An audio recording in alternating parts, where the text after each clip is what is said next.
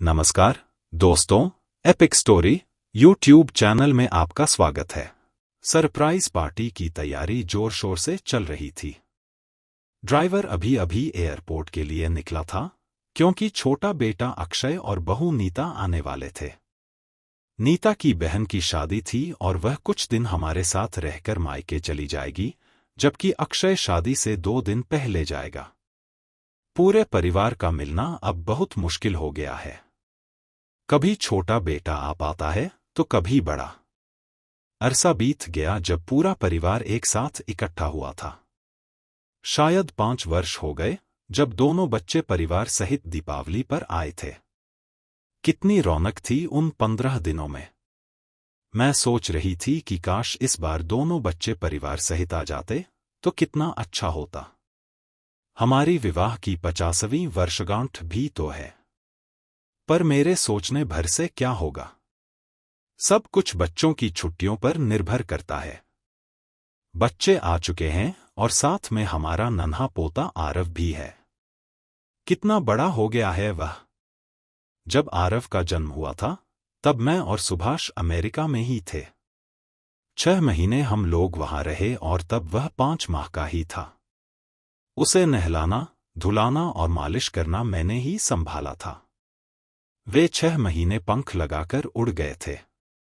छोटे बच्चे को छोड़कर आना बहुत कठिन था, लेकिन सुभाष की तबीयत खराब होने के कारण दोबारा जा नहीं सके। अब जब देखा तो वह काफी बड़ा हो गया है। मैंने उसे गोद में लेने की कोशिश की, पर वह आ ही नहीं रहा मेरे पास। 1-2 दिन लगेंगे उसे हमसे घुलने मिलने में। ब्रेकफास्ट करके वे तीनों आराम करने चले गए। अटलांटा से आने का सफर लंबा और थकान भरा होता है। मेरा बहुत मन था कि बच्चों से बात करूं पार्टी अरेंज करने के लिए। सुभाष को सरप्राइज दिया जाए। वो भी तो कितनी बार मेरी सरप्राइज बर्थडे पार्टी अरेंज कर चुके हैं, पर मौका ही नहीं मिल रहा बात करने का।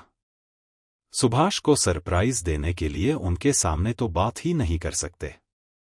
यदि उनको भनक भी लग जाए तो इस तरह के आयोजन अब उन्हें फिजूलखर्ची ही लगते हैं। पर उन्हें कौन समझाए कि इतना वक्त साथ रहना सबके नसीब में नहीं होता। 1 हफ्ता हम लोगों के साथ रहकर नीता अपने मायके चली गई। हम दोनों लगातार शॉपिंग के लिए जाते रहे। नीता ने अपना लहंगा, मेरी साड़ी ब्लाउज, अक्षय और आरव के कपड़े, साथ में सुभाष की शेरवानी भी तैयार करवाई थी।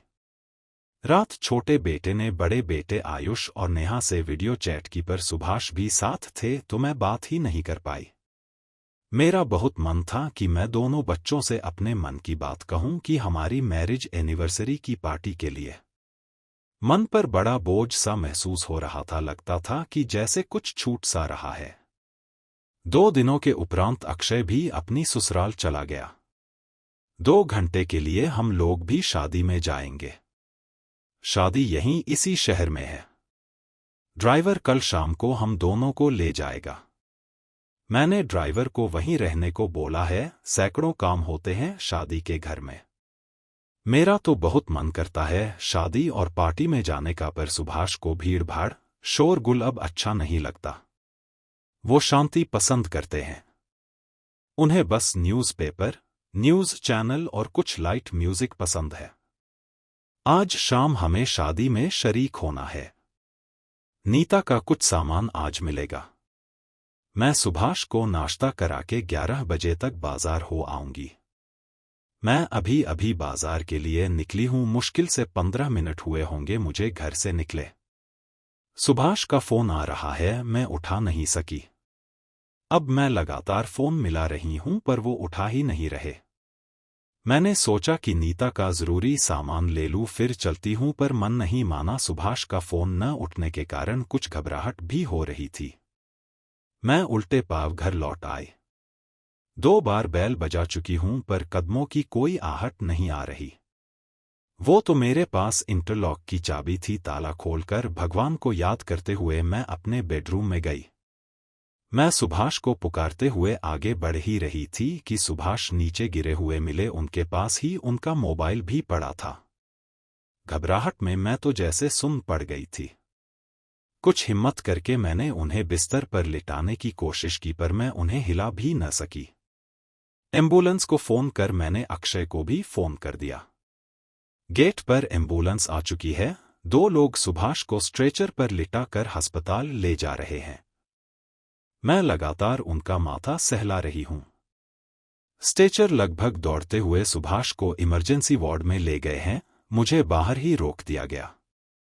कुछ 1 घंटे में अक्षय और नीता भी आ गए। डॉक्टर कुछ भी नहीं कर सके। 2 दिन के बाद सुभाष नहीं रहे। सुभाष का पार्थिव शरीर इलेक्ट्रॉनिक ताबूत में रखा जा चुका है। बड़ा बेटा आयुष और नेहा भी बच्चों के साथ दुबई से निकल रहे हैं। रात हो जाएगी उन्हें घर पहुंचने तक। क्या सोच रही थी और क्या हो गया? मेरी तो सोचने समझने की शक्ति ही खत्म हो गई थी। आयुष और नेहा बच्चों के साथ आ चुके हैं। सब हैरान हैं। कल ही तो बात हुई थी और ये क्या हो गया? पूरी रात सभी सुभाष के इर्द गिर्द ही बैठे रहे। दूसरे दिन सुभाष जा चुके हैं। घर में अजीब सा सन्नाटा पसरा है।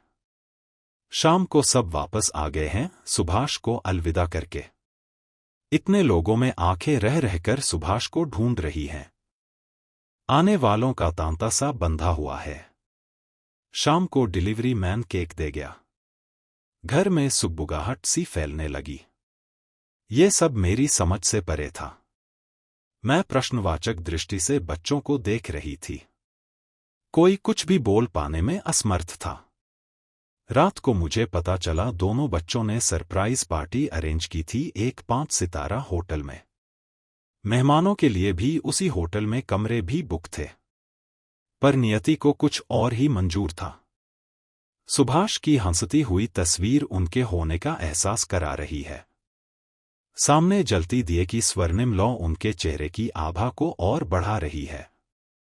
लगता है वो यहीं कहीं है, अभी आ जाएंगे। आज विवाह की 50वीं वर्षगांठ पर समय ने कैसा क्रूर उपहास किया है। मेरे साथ पर होने को कौन टाल सकता है।